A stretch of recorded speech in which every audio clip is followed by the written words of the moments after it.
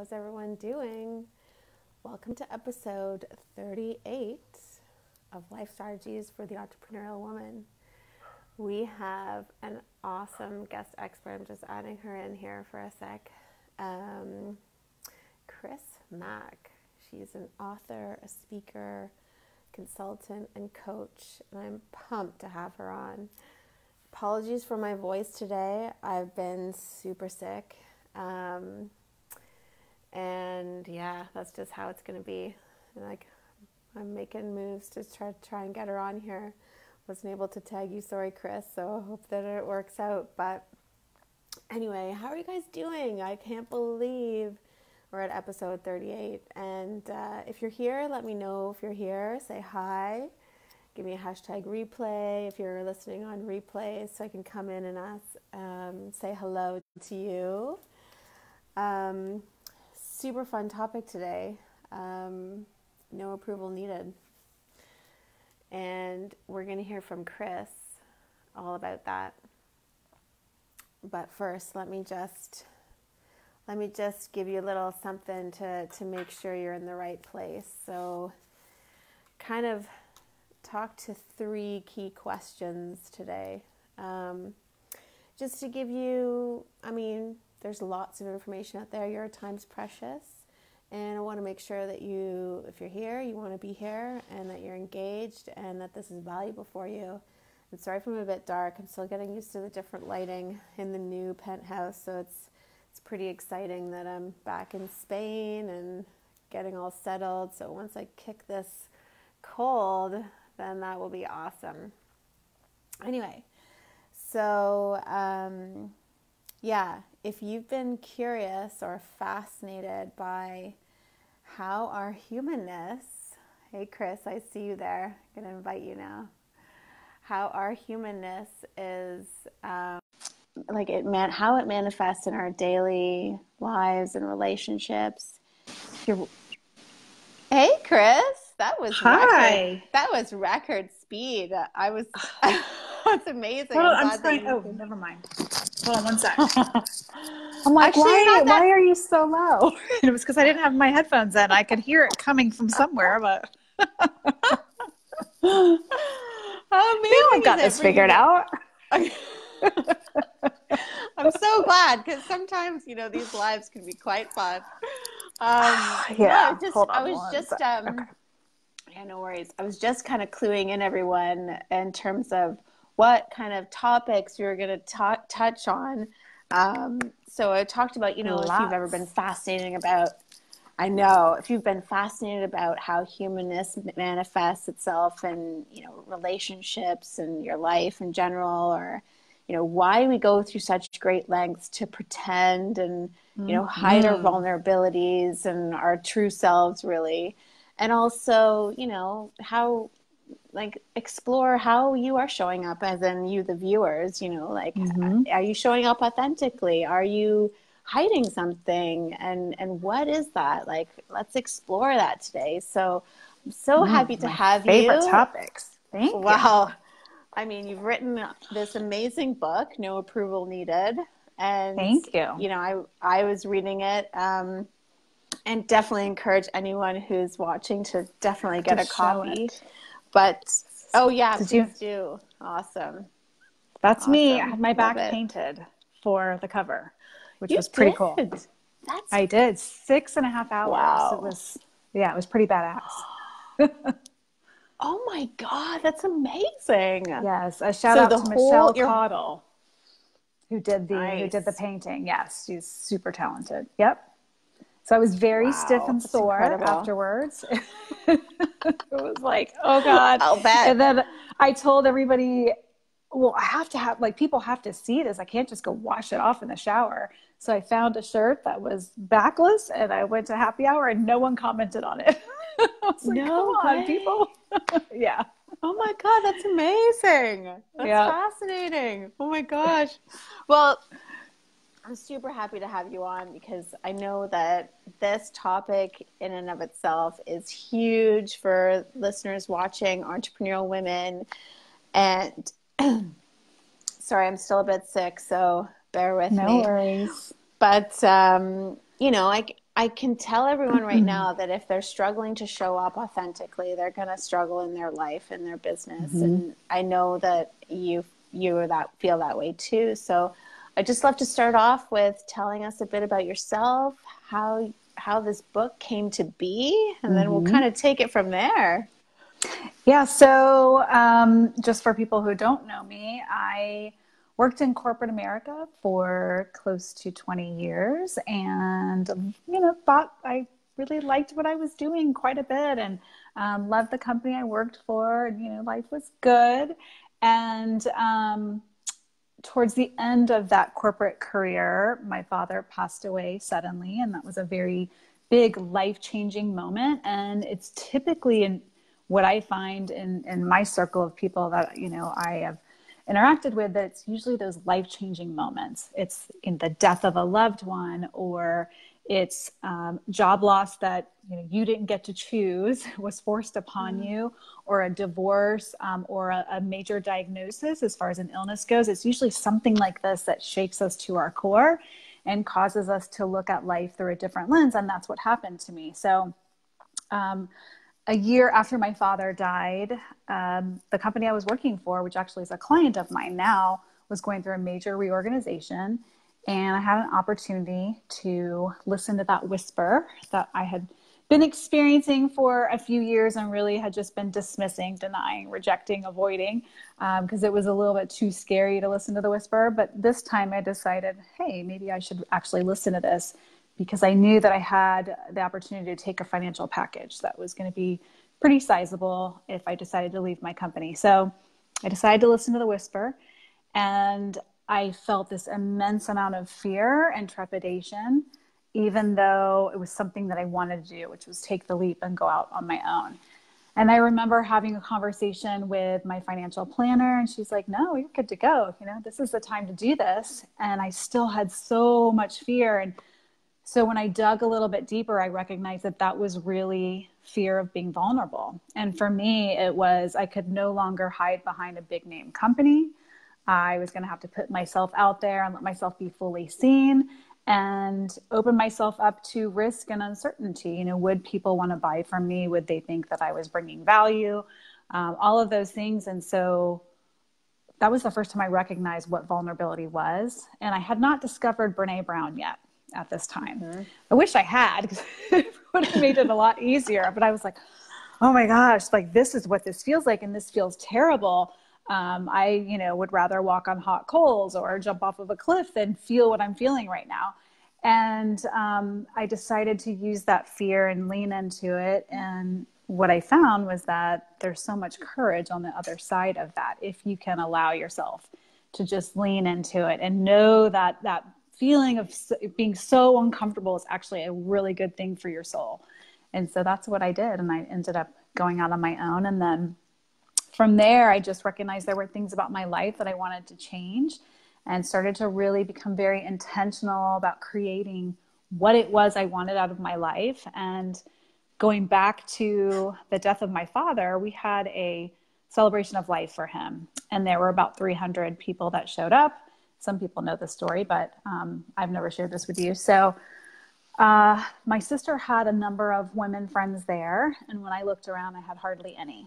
And that was a very big aha moment for me, because I knew that I wanted that to change. And, women friendships fill a very different space in our lives than the men or children or parents in our lives do.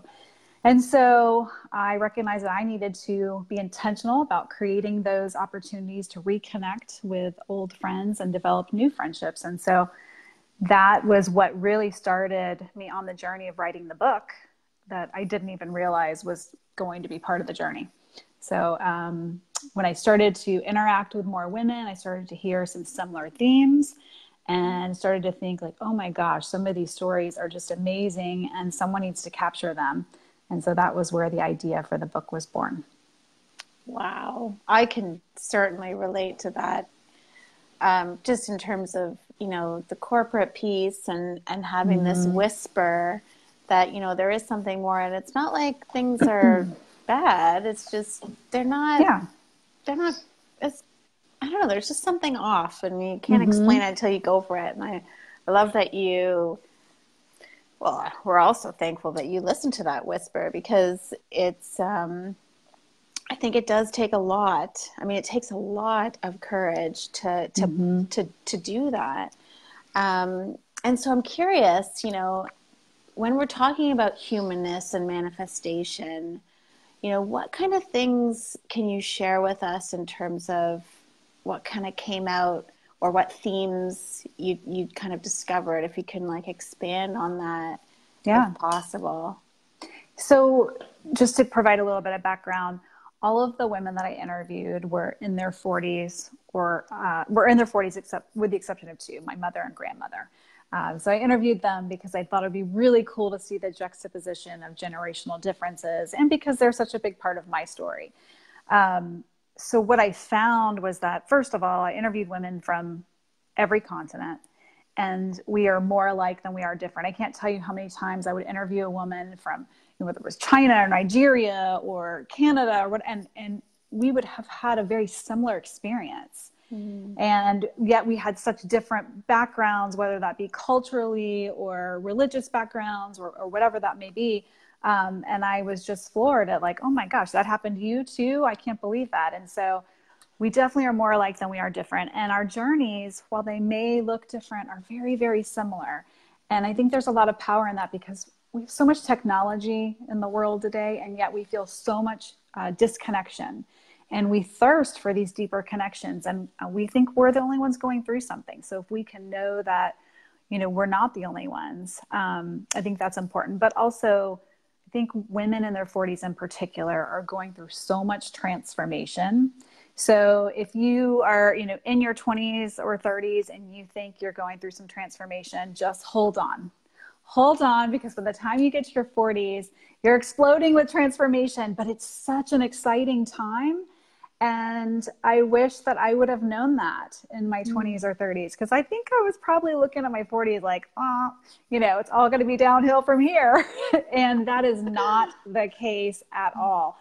It's a convergence spiritually, emotionally, professionally, personally, sexually, at all levels, this awakening that is happening to these women. And it's pretty awesome. That's amazing. I'm almost there, so I'm excited now. You should be. I mean, if nothing else, like, I think these women were very, very optimistic about the future. Yeah. And in your 40s, you've lived enough life where, you know, you've had some setbacks, you've had some loss, you've had challenges, but you've also experienced some great triumphs and some loves. And you know now that some of those lowest moments were your greatest growth opportunities. And you now expect that there are going to be setbacks, but you know you have the tools to handle them. Where when you're in your 20s and 30s, sometimes you question that. You don't know how you're going to get through something. And the 40s are just, the other thing is, I think most of the women that I interviewed really want to make a very broad impact. So it's much more, not so much about self-focus or even my nuclear family, but making this broader impact and really finding their why and living their purpose. And that's an exciting place to be. That is a really exciting place to be. And I'm not sure, like, do you find that, well, I guess because, you know, I agree with you in the sense that as you get older, you start to see the struggles for the light that they really are. Mm-hmm. And sometimes when you hear that, you're like, that's a load of bull. Like, yeah. What are you talking about? Struggle is light? Like, that makes zero sense to me. Mm-hmm. And, you know, I think, but I can definitely relate to that. And it's funny you say that, you know, as you get older, you start to realize that everything's going to be okay. It's like this certainty that, and I really feel like, you know you're progressing when, or you can, like, you know that you're progressing when you're certain of things. Mm-hmm. Mm-hmm. And sometimes it's really hard to have that trust in that certainty in yourself, because you're so caught up in what society expects from you, maybe what your family expects from you. And I'm just curious if those themes also did those themes also come up? Yeah. Yeah. So the title is hashtag no approval needed. And the reason why that's the title of the book was because throughout the writing and the interviews, I was taking notes of, central themes that were pretty much universal. And so one of them was no F's given. Mm-hmm. And I was like, oh, I can't just, that's not something that I wanted to use for the title of my book. I just thought it was a little too abrasive, even though there's tons of books out there that are bestsellers with that word in it.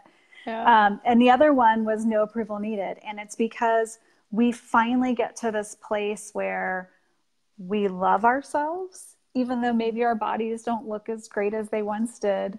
We finally are at a place where we're like, all right, you know what? I love myself, warts and all. There's still maybe more work to do, but I love myself. I'm confident. I know what I like and what I don't like. And I'm not really interested in people pleasing anymore. Yeah. I've done it. Yeah. Maybe I didn't do it as well as others. It's not really been a very central trait of mine, as my friends and parents would tell you. but I did it to an extent. But I think, it can be really confusing to people who've known us for a long time. And all of a sudden we're like, I'm not really asking you for your opinion, permission, or approval anymore. And that can be a rude awakening to some who are not expecting that. So, yeah. And I think you mentioned this in your book, but it's like you have to almost be prepared that people will leave your life and people will come into your life, and that's absolutely fine, because that's just part of this, you coming and stepping into your power, stepping into yourself. Absolutely. And just saying, and I know we kind of talked about this, but not so much taking control, but more so having greater intention for what you're doing and what actions you take and thoughts, because you can't control circumstance, you can't control other people, but you 100% can control your thoughts, your actions, behaviors, even your feelings. And I'm curious if the theme of using feelings to drive your actions or your kind of your next move, so to speak, did that kind of come up? Because I know feelings are so powerful. Yeah. So, in my work with organizations, I'm an emotional intelligence consultant. Mm-hmm. So there definitely was this essence of that in the interviews with the book. And I think what the women would say is that absolutely they're really using the gift of self-reflection to truly dig and pull back those layers and really understand what are those things that they feel very strongly about. And values become a lot more important. And so that starts to then drive, all right, intentionality. What is it that I want out of my life? What feeds my soul? Who are those people I want to spend more time with? And then conversely, who or what do I want to minimize or eliminate from my life? And using that as a guide to be very intentional about moving forward. And, I'm a huge believer in creating a vision board. So I will do that exercise a couple of times a year, where it's like, who or what do I want in my life? Who or what do I want less of? I throw away or burn that paper that's, eliminating or minimizing. And then the other list I turn into a vision board so that I can visualize it at granular detail. So it help me understand where it is I want to go, but also it's an accountability measure for me. I can look at it and be like, yep, I haven't done one thing for that goal there that I said was important to me. Why not? And investigate that and build in some accountability. So I think that's a really important thing. I love that. I'm glad I'm not the only one that loves their vision boards. I'm actually on track to make a new one, but yeah, me too. I have to go back and revamp mine because it's time. It's time for it. I'm gonna bling it out a little bit too. Yes, I love it. We'll swap photos after. Yeah. That's amazing. So I guess if anyone's listening and they're saying, well, how can I show up more authentically? Like what kind of words of wisdom, or I don't know, do you think you want to leave them with, just to say it's going to be okay? Like this is one of the questions that I asked the women in the book, and I think it was very hard for them to answer, for most of them, was what makes you feel the most vulnerable. Huh. And that's not an easy, again, we don't like feeling vulnerable. It's not something that we want to think about, but that's a great place to start showing up authentically and share that.